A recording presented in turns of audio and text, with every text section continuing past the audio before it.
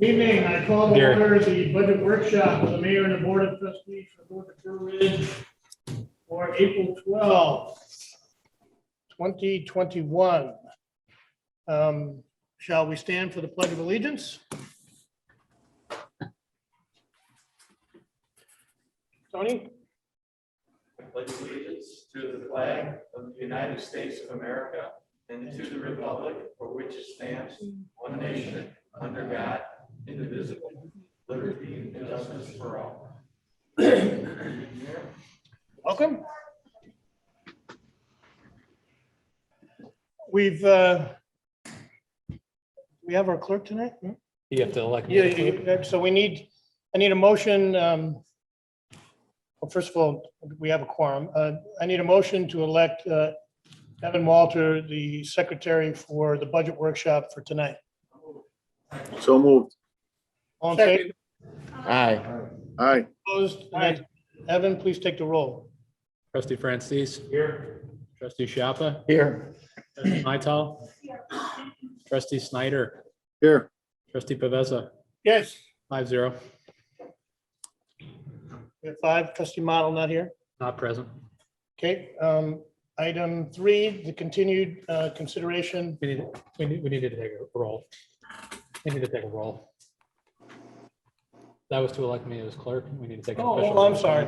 I'm sorry. And No problem. that was the vote. No, so yeah, you're actually, no, the vote, I asked if anybody opposed, that was approved. Then I asked you to take the roll call. So you did. Oh, sorry. Okay. Good. The mayor's not wrong. You're wrong. Okay. No. So listen up, Russ. Remember that one. Okay. Okay, that takes us to number 3, the continued consideration of the draft fiscal year 2022 budget. Evan. Thank you. My portion in tonight's meeting will be brief. I'm introducing Amy Nelson and Dave Preissig to do majority of the work tonight regarding presentations regarding the continued discussion regarding the FY22 draft budget. Our general agenda tonight is simply to bring up any revisions that are different from the previous budget. We're not necessarily proposing any new programs per se, any significant changes. We just have updated information regarding certain bids that came in related to larger capital items, as well as more updated sales, place of eating, hotel revenue, et cetera. So we wanted to just give you a better update based on better information at this point in time. The topic of agenda tonight really is you giving the board, giving the staff final direction regarding what you want to see in the final budget draft to be considered and approved on April 26th.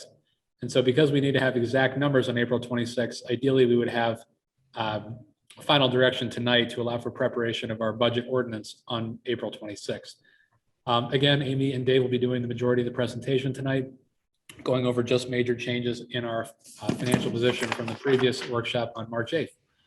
So this time I'd like to start by calling up Public Works Director Dave Preissig to go over some of the larger capital projects that we've got that have been bid over the past 5 weeks.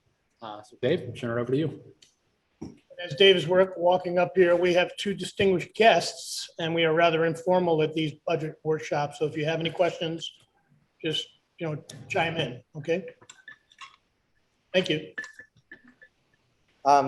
Getting right into the capital projects in the 2021 road program. This was an update from where we were back in March. We had the approval to proceed with the road program. The resurfacing contract was covering those particular neighborhoods. Dartmouth Court on the north, just up a Plainfield Road, and then kind of that central section, so between 79th and 87th, Garfield Park, the Braymore area, Bennecott Lane, Catherine Court, and then that Old Oak Highlands. This is the first time we've been in that neighborhood since it was constructed. Highland Court, Old Oak Court, Hamilton Avenue, south of 79th Street. That constituted the resurfacing contract. And the next bit, we'll get into the slides. The miscellaneous maintenance was still approved. And the initial budget was zeroed out for seal coating of the municipal lots and for pavement markings. Crack sealing was maintained because, as we talked about at the Street Policy Committee, that's proving very effective in keeping our pavement condition ratings at a good high level. On the next slide, we'll see the bid results that we had on March 16th, 2021. Incredible bids. We find out now that asphalt is coming in at a great price this year. We had no inkling of that going into this when we announced the bids in February. So our draft budget and the engineer's estimate was in the amount of about $923,000. The low bid that came in from Brothers Asphalt Paving of Addison is in the amount of $765,618. That's substantially lower and off of our engineer's estimate by $158,000. That's 17% lower. A little bit embarrassed by that, but how would we have known that asphalt was coming in that way? Had we even just applied the 2020 unit prices to today's quantities, 2021 quantities, we would have been in the neighborhood of about $879,000. Historically, we've been able to take that up about 2 to 5% to come in where we right where we are for the current bid prices. But we're way even under that. We're substantially under that amount even too.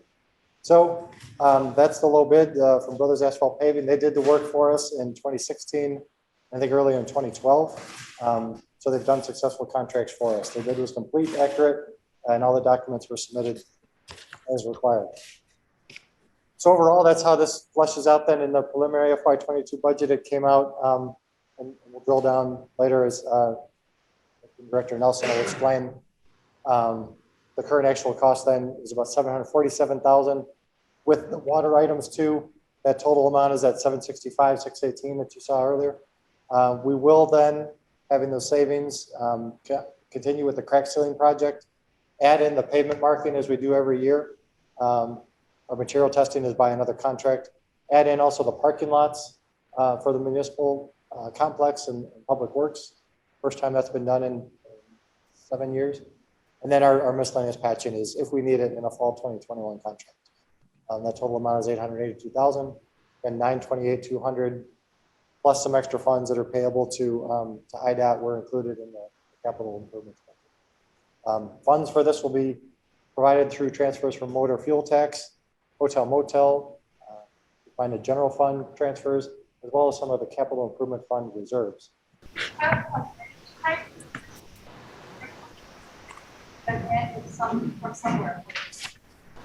There's no grant funded projects in this at the street policy committee. And then as we maybe presented back in January, there is the Rebuild Illinois bond funds that are coming out that we'll have to use by 2024. We target that for substantial transportation investment. We'll discuss that probably at a summertime meeting. Anyone else? Okay, move on. Out of the sewer fund, doesn't often get much attention, but here we are at the Chasemore lift station.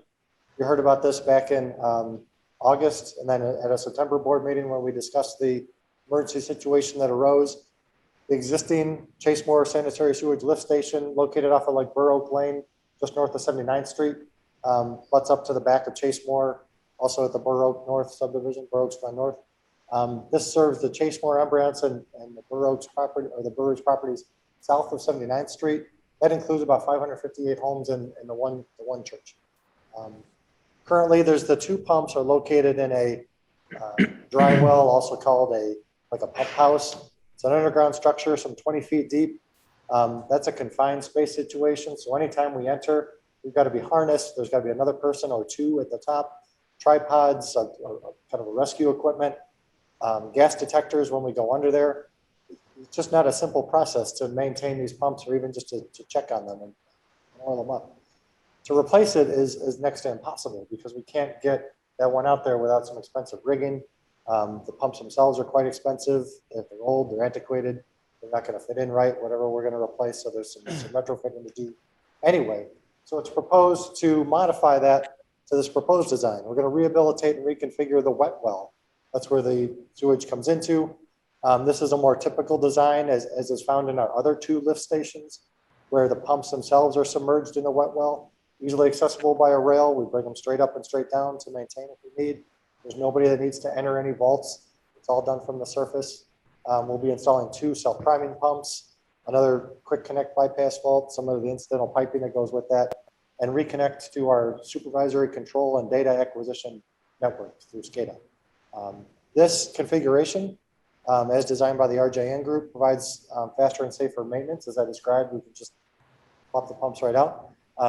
These newer pumps are higher efficiency, so they're going to decrease our energy use, decrease our maintenance needs as well, typically. By reconfiguring the wet well, we'll increase the volume, the storage that will be provided. That's a good thing overall to prevent backups. And then a lower profile is seen from the street. Currently, if you go up 79th or up Borough Lane off 79th, you'll see it's really screened by some wood timbers. We're trying to hide the vent stacks and that manhole access. This will be a more lower profile. You really won't have too much to see. So as we'll talk about next, we'll be configuring a screening and working with the homeowners associations for screening and landscape. The bids came in as such on April 7th, 2021. We had our bid opening. The RJN group provided these bids electronically on websites. So we didn't have to do anything with regards to printing, publication, selling the bid packets. Contractors obtained those off the bid website. Addenda were easily submitted out to all those that had plans to. So it was a quick and rapid process, a little more transparent even. All in all, again, on April 7th, we had the bid opening. Great interest in it. Also under our engineer's estimate of $442,700 was our low bid, the accepted low bid from John Neary Construction Company. They accepted because the next one from Gaskill and Walden Construction Company was about $28,000 under that low bid. But as described in your board agenda packet, they were missing some critical information. They did not acknowledge the two addenda that we had issued.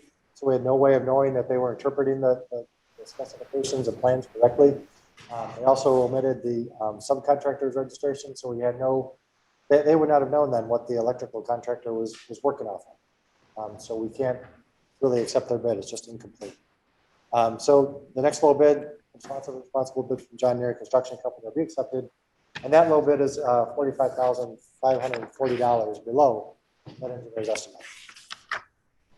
We're pleased with that. We'll be in touch again with the HOAs. We're already talking to the boroughs going north as well as Chasemore because they back up to this, see it and smell it every day. I say smell, our new configuration should have a little less odor even to it. Nonetheless, they're the ones that drive by on Borough North. We want to make on Borough Lane. We want to make sure that they're not seeing this. So we're going to provide the kind of screening that they want to see going forward. We've allocated some funds towards that in the sewer fund to restore it. We anticipate construction starting in May, assuming the board agrees with the recommendation to award the contract next. That should last until about mid-August, maybe late August at the latest. And then we'll start the landscaping and screening restoration. Any questions?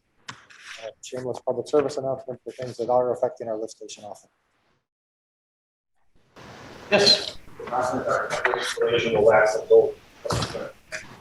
Yes, we're monitoring that too. It's still constructed, still connected to our SCADA, so we're watching the wells and the levels. Anybody? No. Keep rolling along. Thank you, Mayor. I'm going to ask Acting Finance Director Nelson to come up at this point and provide a general overview for the remaining balance of the village's funds.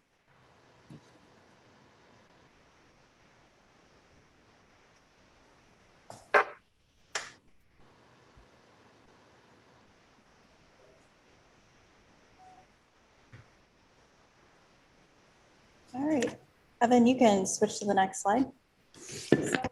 As Evan mentioned, tonight's main priority of the workshop is to kind of go over a high level of what has changed since the last budget workshop on March 8th. So the budgets that everybody received that we published for a draft was done on February 26th. So we have 2 months of additional data and revenues and trends that we've seen come in. So just as we've done in past years, if we see revenues trending upward or downward, we adjust those appropriately. Or if we see expenditure savings, such as Dave mentioned with the road program and bid openings, we adjust those as well. So that's the approach we've taken for tonight. The first thing I'm going to talk about, the first thing will be going over the changes in the fiscal year 21 projection. So we've got 2 weeks left in our fiscal year. So where we think we're going to end up for revenues and expenditures there. And then the second topic I'll cover is where we think the adjustments will be for the fiscal year 2022, the changes from workshop 1 versus workshop 2. And then Dave already talked about the capital projects. I don't know if he's got some additional items to talk about, but then we'll circle back with the general fund and talk about action items that for board direction for the public hearing. So if you want to skip to the next slide. So turning to fiscal year 21 projections. So as you can see on the left, we've got all of the village's 12 funds listed. And in the first column is workshop 1 and what we projected for revenues. And then the second column is the workshop 2.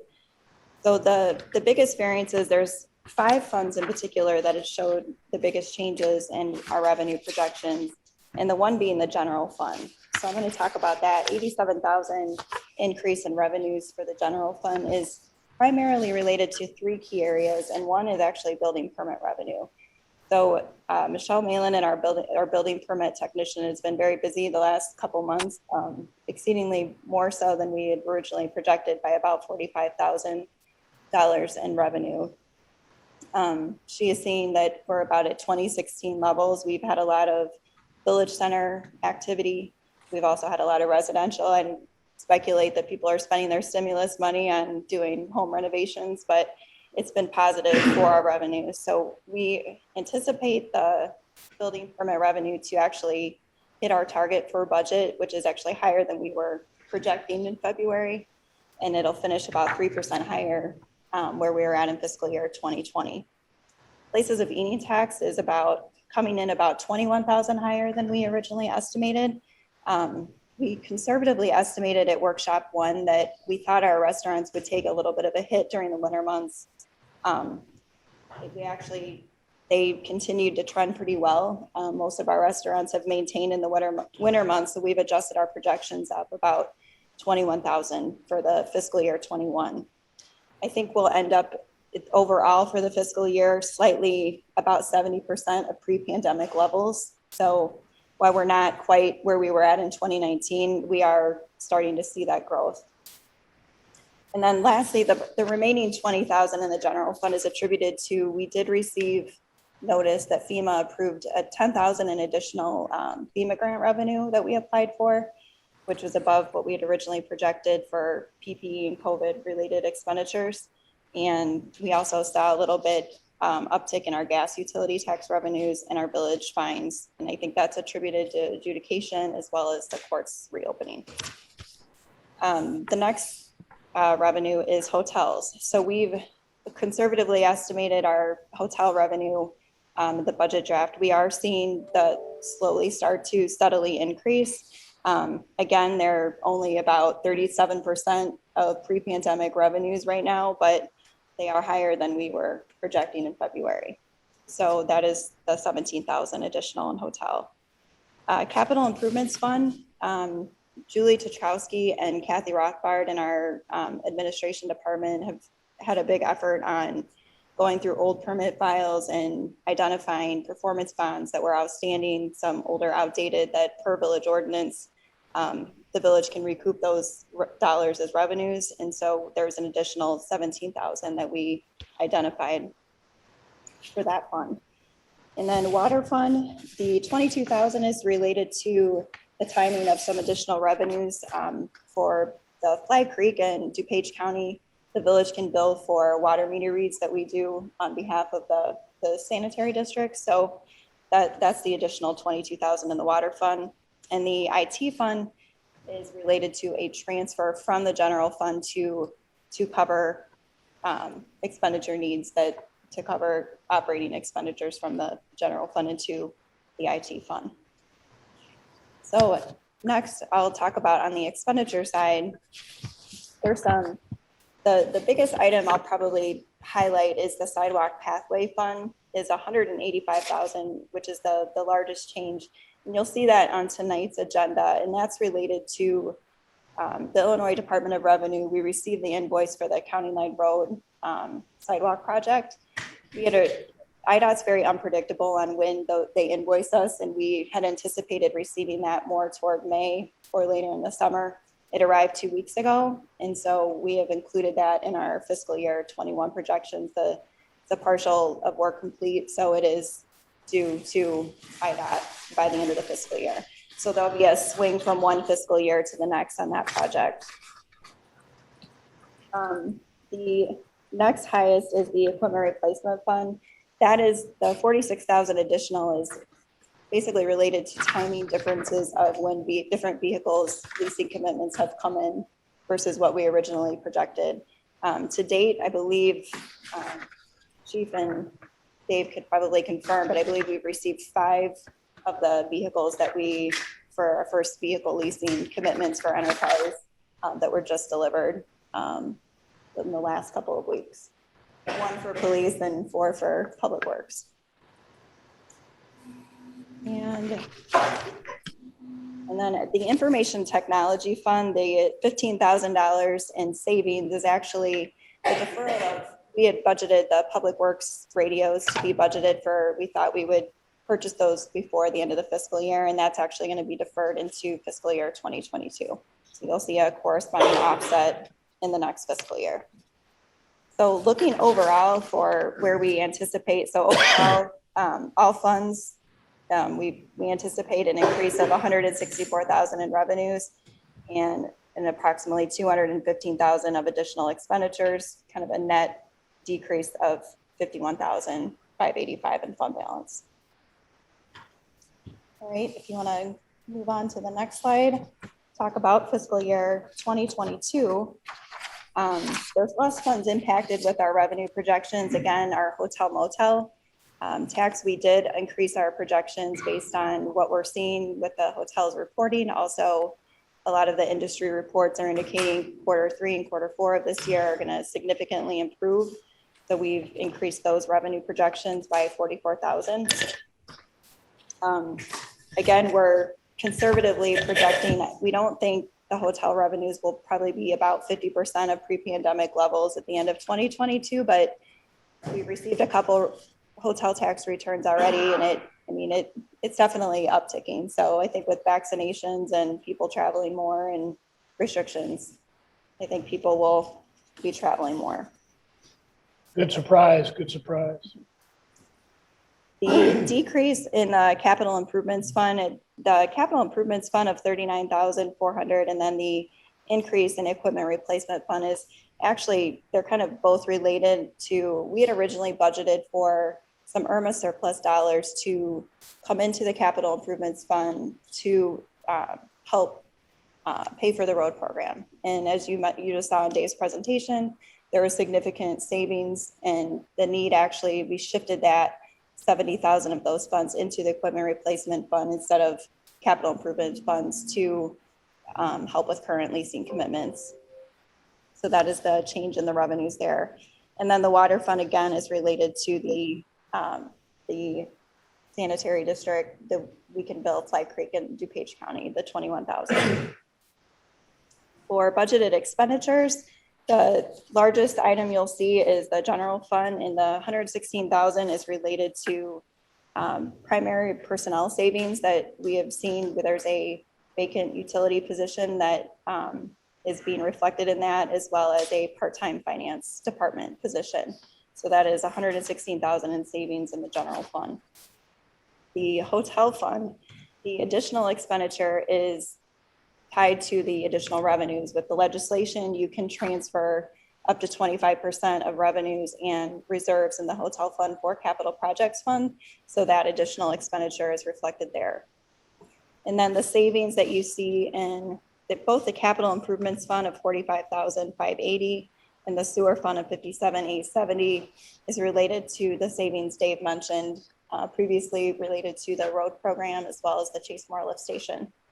And then the sidewalk pathway fund, the savings for this year is actually tied to the IDOT invoice, kind of the shift in fiscal year and timing of that invoice. So overall, the budgeted revenues for next year are increased total of 96,480 and a savings and expenditures of 333,000, netting 429,870 overall fund balance. Well done. Okay, and so lastly, just to kind of tie up both of those first two slides together is a projected fund balance. So the projected fund balance in 2021, and then taking in the revisions for our budgeted revenues and expenditures we mentioned, come down to a total all funds fund balance of 32,460,295. And you can see that as a net increase in fund balance of 378,000 overall in the funds from workshop one. I will point out in column it's the fourth column showing the fund balance for fiscal year 22. You can see the ending fund balance, and there are several funds, namely in the capital projects funds, the sidewalk pathway fund, equipment replacement, stormwater, as well as the IT fund, that you do see dwindling fund balance, and that is related to the last couple of years. Typically those funds don't have dedicated revenue sources unless there's, you know, some small grants that can be received, or they rely heavily on general fund transfers. So we've suspended transfers the last couple of years, and you are starting to see those decline. You can see that in this slide. So and then the largest thing that we'll point out, and I'll circle back on the next topic, will be the general fund. There's an increase of 201,000, and that's where we're looking at tonight for kind of board action on what the action should be with the extra funds in the general fund. All right, and I'm going to turn it over to Dave, and he's going to talk a little bit more on the capital.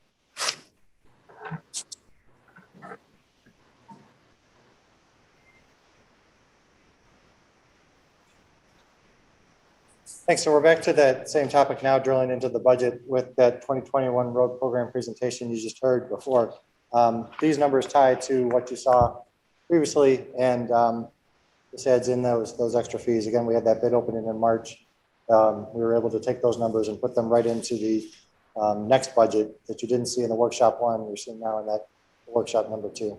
And in 2022, we'll continue with those maintenance projects that we had not considered if things were tight in 2022, like pavement marking and sealing and striping the municipal parking lots. The sewer fund, again, as we talked about with the Chase Moore sanitary sewage lift station, those numbers were put right into here. The recommended contract amount of $397,160 was input right into what you'll see for expenditures on the Chase Moore sanitary sewage lift station rehab project. Construction engineering is also a recommended contract. That's a board agenda item on tonight's agenda to continue with the design consultant to go into construction engineering and inspection services. Then again, we've allocated landscaping and screening when we're done for working with the Burr Oaks Glen North subdivision, as well as the Chase Moore screening around it. Overall, that's how it flushes out in the sewer fund. The last one I'll talk about tonight is the Stormwater Management Fund. In FY 2022, we're only budgeting for the miscellaneous maintenance dues and fees in this current year, allocating looking ahead to 2023 for the Elm Street Culvert replacement. It's a project we've been talking about some time. We've got the design engineering ready. We've had public meetings on it as well at the Stormwater Committee level. We don't believe we're at an imminent point of failure with this thing. We are watching this closely. We do have a contingency plan in place, what to do if it's going to fail. The other thing we're considering is that to execute that contract or to go out to bid now, we'd be outside that school threshold. We're right next to Elm School. So we can put it off until the summer of 2022, we believe, which will tie in better with the Elm School recess. Also, in the economics of this is about 1/4 of the cost of some of this contract items is in the steel. Steel rebar is in the concrete that's tied in the reinforced concrete culvert pipe, the box culvert, as well as the concrete head walls. What we heard about in developing our contingency plan for the corrugated metal pipes and what we could put in an emergency is that steel prices are really elevated this year. And we see that with the Federal Reserve economic data graph, as you can see here, is that it's up 75% since February of last year. And it sounds like plants and things that were behind have sucked up the quantity, have sucked up the supply. So they're using it now in the market. So it's not as available. The prices have skyrocketed. We hear also that should stabilize after plants have caught up and the work returns to normal. So we're estimating that we need to defer this for that reason as well. And so that would add almost 39,000, maybe 40,000 to our construction estimate. So again, for those various reasons, we're recommending deferring another year. Well, there is also another funding source available through the American Rescue Plan Act, the ARPA. As you know, our estimated allocation to Burr Ridge is about 1.3 million. You've heard the memos from Administrator Walter. Well, recently, there's been an interpretation from DuPage County that they could allocate a part, so therefore we could too, of their funds towards stormwater projects. We believe they may be able to use for stormwater projects. We're waiting for official guidance from the Department of the Treasury. What we do know is we have to use the funds by 2024. So if necessary, these funds could be allocated to the stormwater project and still be used by 2025. I think I'll turn it back over to We're pretty well positioned. Okay. Any questions?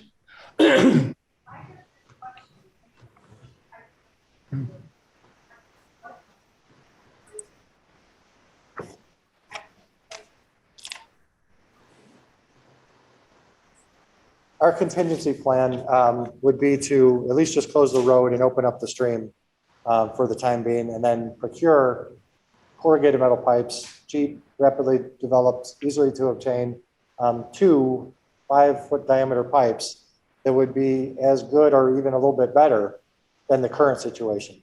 I couldn't put in a smaller pipe. I didn't want to flood roads and properties upstream, but the contingency plan would be in the neighborhood, I think, of about $88,000 to just open the road temporarily to close it, just open the stream, put in some sort of pipes just to last. Well, we then go through the bid process, getting normalized bids for our box culvert. They're as good or better than what's there now, the configuration that we proposed. Plenty of time, right. And if not, we'll have a village kayaking contest. Thanks for asking. It's events, got to take advantage of a crisis, right? Question. Thank you, David.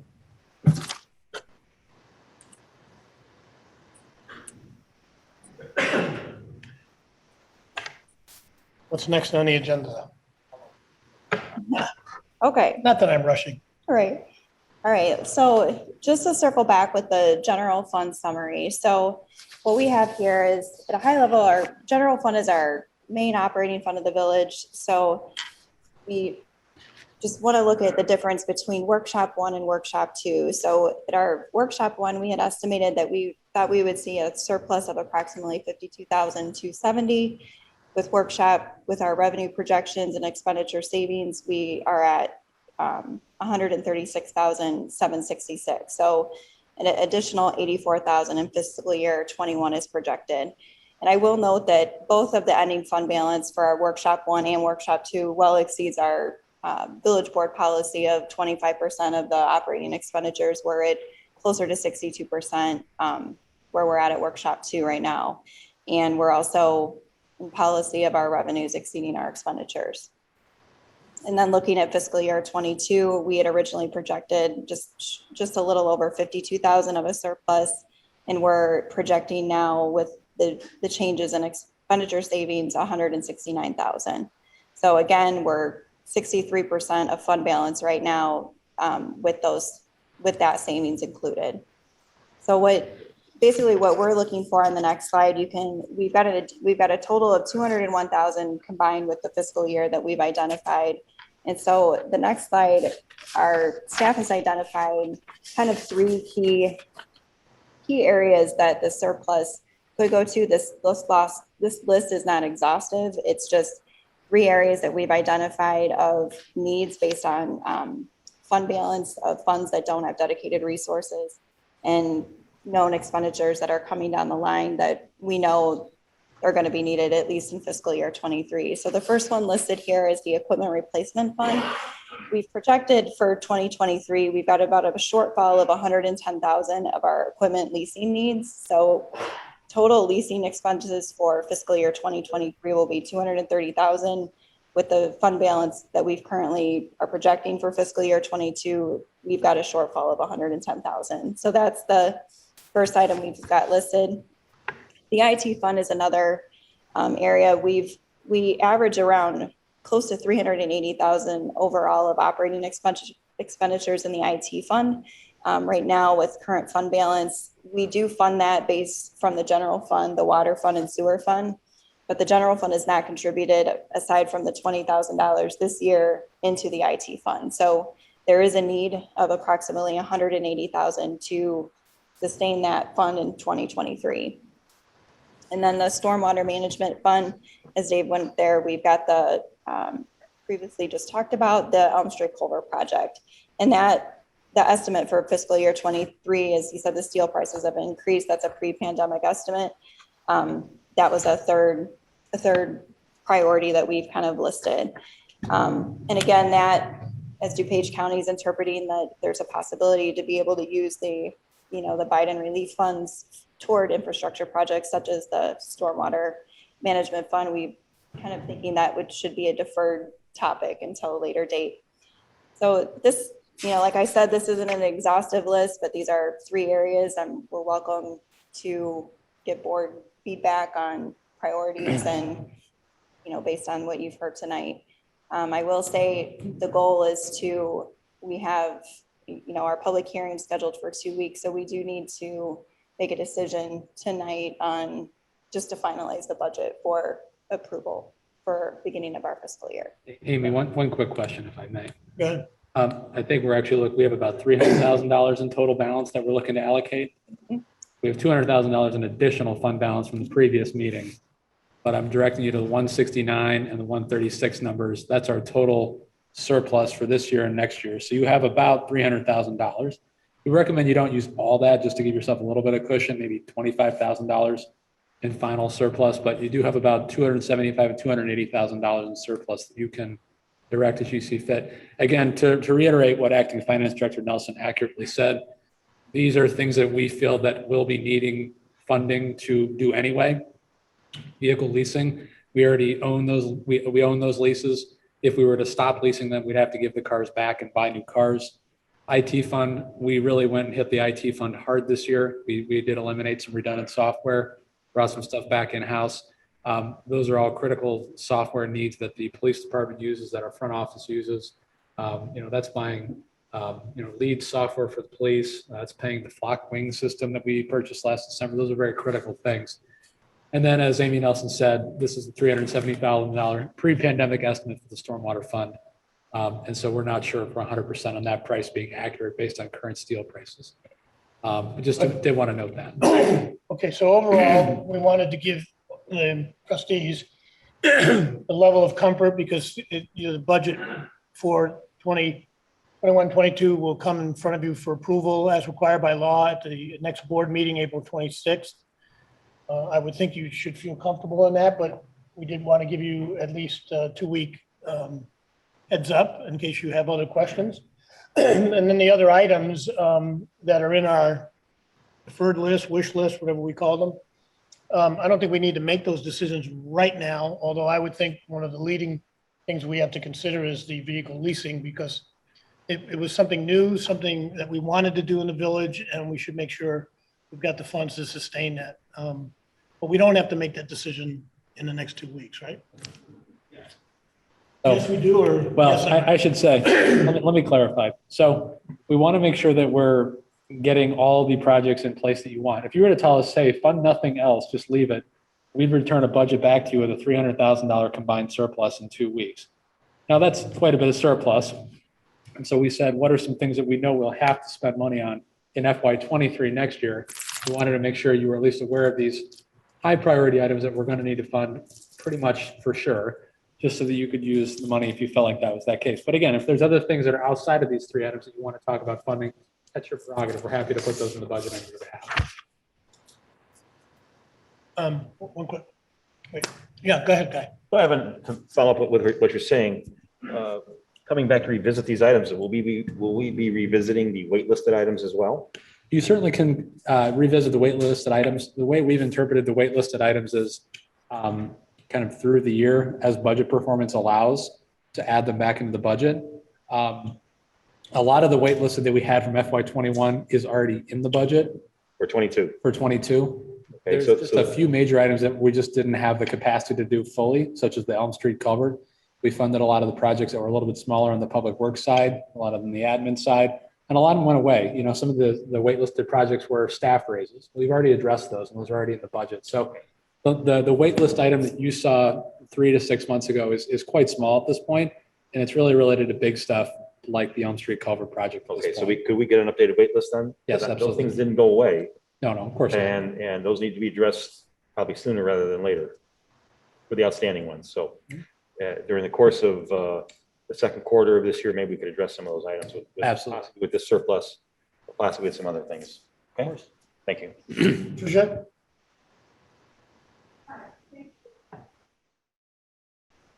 You want to come up?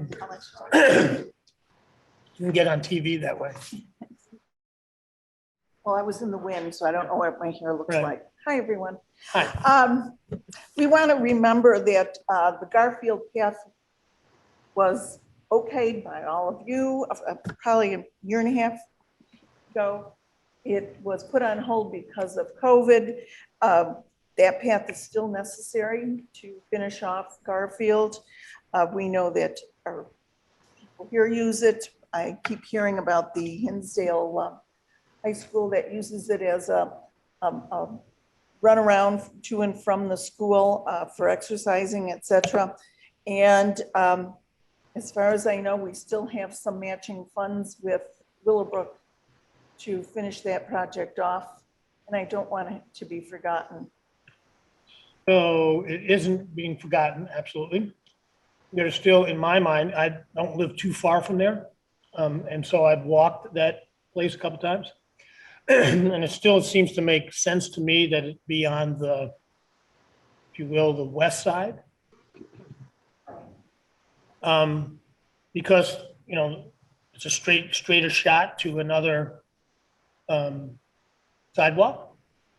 And so I haven't, but I wanted to talk to Mayor Trilla about that because they were going to offer their money only if it was on the east side. And the east side, I think, is more demanding in terms of engineering. And on the west side, it really, There's a gully. there's a gully there, right? And there's big wooded area. And certainly if I owned a house a little bit more to the west, you would never see that pathway. We had just walked it, and truthfully, we walked where the path would go. Mhm. And it's above where a lot of the landscaping that those people had put in all the way to the street. So it isn't that demanding of an engineering project. And two of the houses are What, are currently you talking about on the east side or west side? On the east side. and there is I a thought there was a sidewalk whole piece of halfway. property that had to be basically re-engineered. Like No, it's pretty level and then all of a sudden you've got another one. no, currently there's a sidewalk on the east side coming from Plainfield, and it's halfway there. So what do you propose? People cross there? If you do it on the east side, you have to cross No, regardless, right? so if you cross south of the intersection of Waterford or north, right there, if you cross right there and just attach it, that's one cross.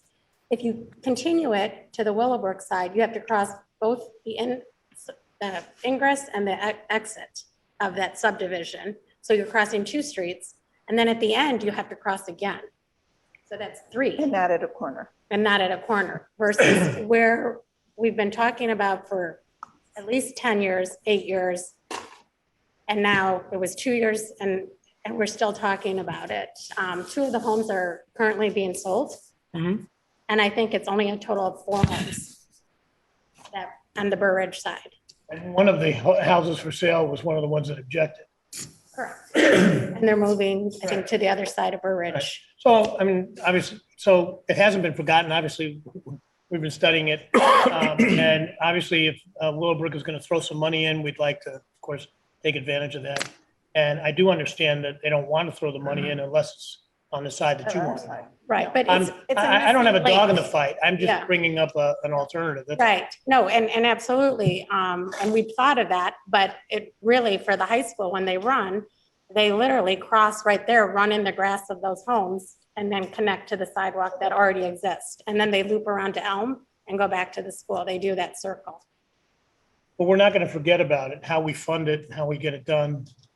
It's coming after the county line project though, right? The county line project's being worked on. Yeah, now. it's being worked on now, right? So, And we I thank mean, you we for moved the that. fund Yeah. for that. So. Right, And we have one little other piece that's probably not even a block long. It's on the north side of 79th Street, in between Chase Moore Drive and Woodside. The pond is right there. Mhm. Engineering, I could do it. It's a flat piece of land and it would be a perfect spot to put in Okay, we'll take you up on that. one more block. Fine, While you're on the- and I'll landscape it Right. afterwards. It's a volunteer village, you know. While you're on the subject of Chase Moore Drive and 79th Street, I feel a connection is needed, a crossing is needed at Chase Moore Drive across 79th Street. I see people running across the street, then going down into the ditch on the 79th Street side, on the south side, and then back up onto the asphalt pavement. So that needs to be considered as well. Well, then if they could do the one block going Right, west. the connection. And cross where the real crosswalk With the real crossing, is, but they don't. well, a lot of people do things that you. Okay. But everywhere running on the street, Well, but there's a sidewalk. but they there. may want to go east on the pathway, and so they'd have to go west to go to the crosswalk and then go back east. So I would suggest then a crosswalk at And a Chase Moore crosswalk Drive. too, yeah. So, A crosswalk is what, a matter of some lines on the street? and- well, it's a little more than that. It's some curb cut pavement modifications, and then something has to be done with that Ditch. ditch and then fall off and then the ramp back up. So that would have to be engineered. And I have two things just to bring. Gosh, On your radar. adding. No, these are just reminders. Just one We more think question. We think someone forgot. On County Line and 87, the property there that we have a partial, I think it's 2 lots. And when they were going to be improving that, we were supposed to get a sidewalk in there. We're talking to them about that right now. They're closing out some big sewer projects and some Wonderful. water and some wetland projects. That's been a long-standing item, but we're definitely dialoguing with them about that. Okay, Have that's not not forgotten. And then the other forgotten one is the pond right behind the new subdivision. Oh, Lakeside, I'm sorry. Norton property? Wait. There's a piece of the sidewalk that has not been put in. Is it near the? Side of the pond itself. There's a pond and a bridge Right. that's supposed to go in. I'm sorry, a sidewalk and a bridge that's supposed to go in, hasn't gone in yet. We'll check on that. We have other things, but we'll hold off on that. Thank you, I appreciate you listening. Thank you. Well, we are going to address these things. So watch, Pat, watch the agendas for May and June and let's talk about them. And obviously, I don't know when your committee next meets, but obviously pathways have always been an important and a priority. So, we want to get back to normal, and back to normal would include doing pathway projects when we find the money. And the fun of us driving around today is so many. Right. So think about, and I'm going to be pushing it with the new board, the 501c concept that I resurrected. There are people in this village that for specific projects, they will write a check, in my opinion. So I can't think of anything that might be more dear to some people's hearts, like pathways. There are things for the police department that we simply can't budget. And I'm going to try to encourage that happen through our 501c program. But these are we have to start thinking differently about how we're going to fund specific projects because we live in a well-to-do village, but the fact of the matter is the budgets are getting tighter and tighter and tighter. So we got to think on our feet. Anyhow, yeah. I also asked one, mentioned one, yeah. And the person asked, said, oh, we have money. Yeah, and that's a typical thing, put your name, you put your family name on it, you can put your dog's name on it, whatever you want. And, and they'll fund, and as well as when they know how much it is and what it's being used for, you get people who will write a check. I think trustee Snyder volunteered to donate money for a bench, didn't he? Yeah. Hey, I already gave the check. Thank you. Thank you. Yeah. Right. And the village would like to also help towards the memorial for our district. There is a line item for that? Today that is probably going to be located in Oak Grove, which is Oh, okay.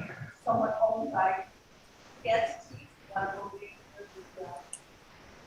encouraged. We know more about it, sure. we do have a line item for that donation in our budget. Thank you, trustee Snyder. You're welcome, trustee Francis. Okay, is that it? That's it for staff. What's our next agenda item? Okay, so don't we have to have public comment? Any, discussion, direction? Do you want to start telling them which one of these items you want them to start looking at, the leasing, the operating budget, or want to have any such discussion? Hold on, Russ, please. Anybody? Did you want to say something more? So I guess I just want clarification for finalizing for the public hearing. If there's no action taken to allocate what you see tonight, then the final budget would reflect, if you go back to the general fund summary. I think that's mayor's question to the Okay. board is how do you want Got that it. directed? Okay, So it's either we're going to show what we're going to show, 300,000, whatever it is, I'm rounding off the numbers, and it would sit there as a surplus, or if you guys have direction tonight and want to say we want to use some or all of that 300,000, then we'll move that into the category, for example, leasing vehicles, if that's what you choose. And if so, that will reduce the amount that we have in the surplus, but we'll have a line item filled up. So we don't have to make that decision tonight, but we can. Yes, Anita? Mayor? No, you go first. So I like what trustee Francis said, that we did have the waiting list, so I think before we really like you said, we have first to make sure, but the way I would say the placement fund and IT funds. I think the Elm Street Culvert project is important, as President mentioned. State or other funds which we can use a large amount that project. As you mentioned, the 270 is pre-pandemic place. And with that, I believe it's over another significant part. So that would be my recommendation. Typically, yeah.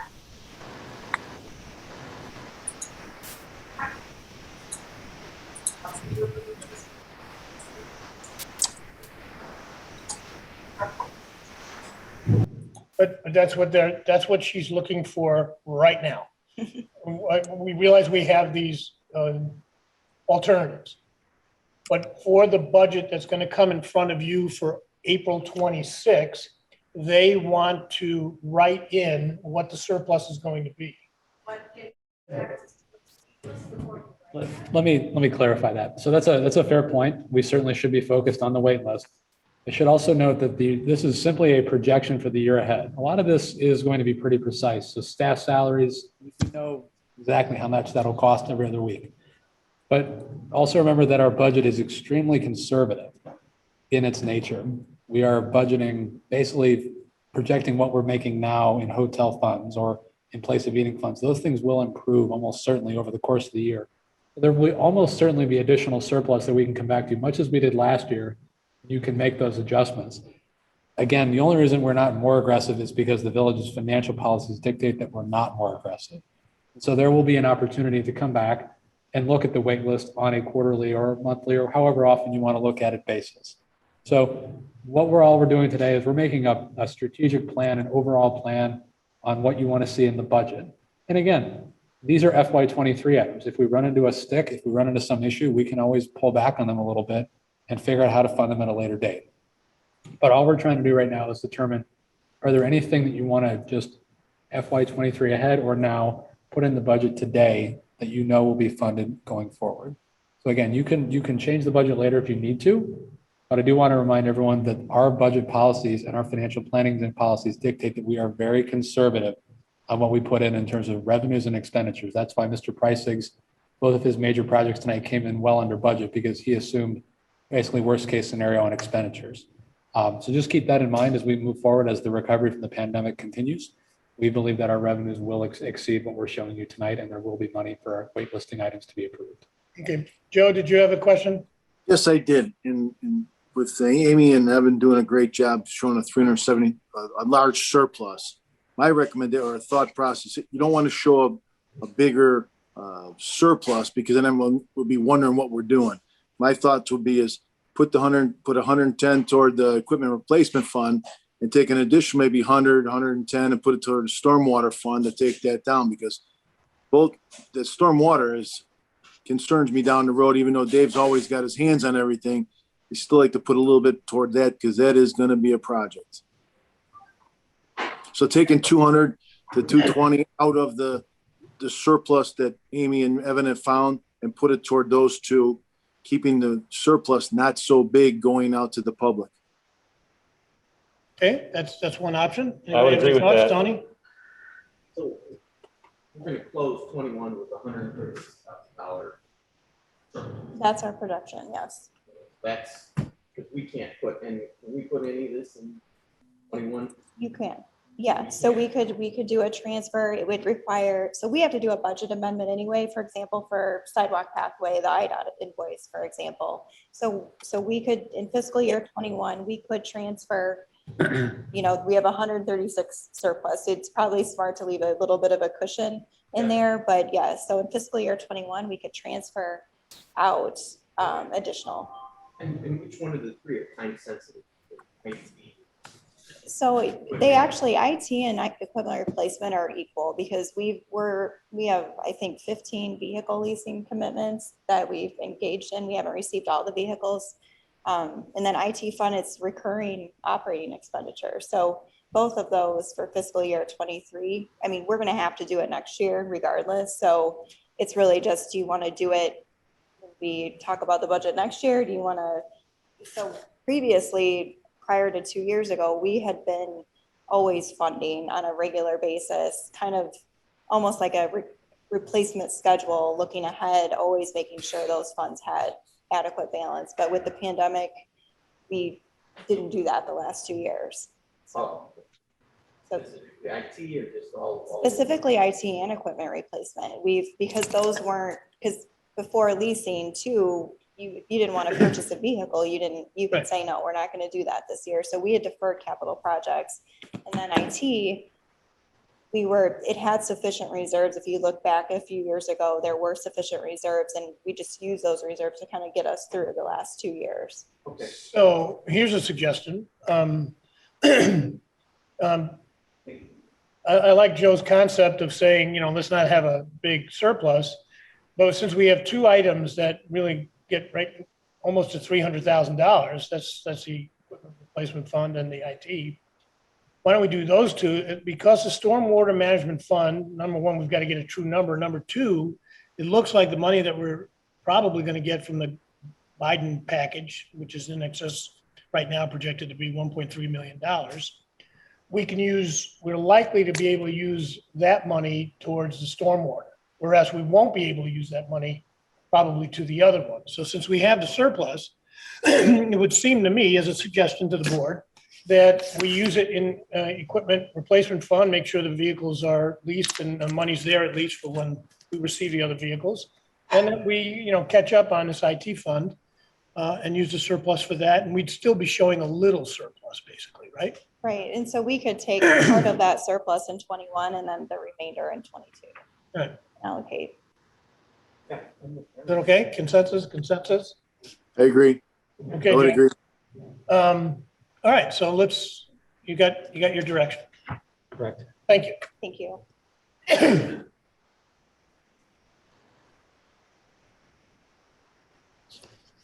I don't think you, no, I you don't think don't. we need a vote. No, direction's fine. The whole purpose of this was to give you the comfort level to be able to pass the budget on the 26th.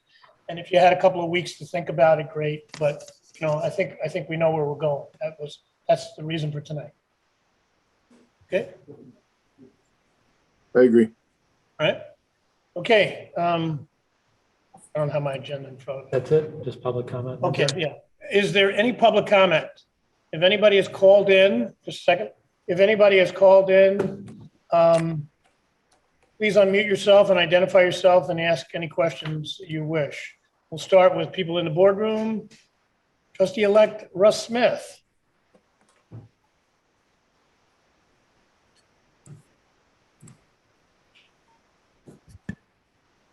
Thank you, Mayor. Thank you, trustees.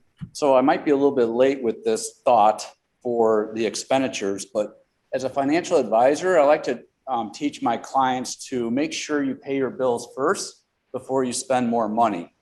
And we have not talked about the two 800-pound gorillas this evening, and that is the police pension and also the shortfall for the bond issuance or the bond purchasing at the end of this year.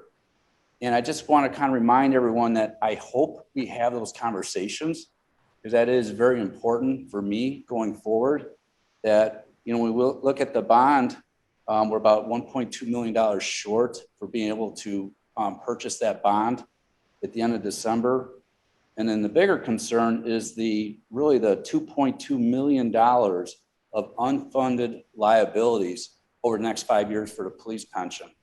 So I get it. We can use maybe some of the American Rescue Plan. We can use some revenue sources possibly, but I hope we all pay attention to this, because those are some big numbers. And I know everything's important that we're talking about tonight, but I would like all of us to kind of keep that in mind of what we really need to do for our residents. So as you will catch up quickly, because you're very astute, and as you get onto the board, you'll see that both of those topics have been in discussion. And especially we have not lost sight of the bond. You'll see that there are funds in certain funds where we have been putting money away to address that day. So it's not as dire a number as you read it to be, but you'll learn about that. And the same thing with the pension. We have some options there. Our pension system is in one of the best shapes of anyone in the state. Because we have been very responsible as a board over the years, although it is behind. But of course, you don't ever fund any pension at 100% or even 90 or 80. We are in 66, 64, somewhere in there, %, which we're considered in the great category. It should be better by other metrics, but both of those animals are a little smaller than as described. And I think we'll bring you up to speed on that, but they are both important subjects. I agree. Good, thank you. Okay, any other public comment? Did anybody call in? Okay, with that, we have consensus of all the board for the budget that will be in front of you on April 26th. So that was the goal of tonight's meeting. And so thank you for coming and attending. With that, can I get a motion to adjourn the budget workshop? So moved. Second. All in favor? Aye. Okay, we're adjourned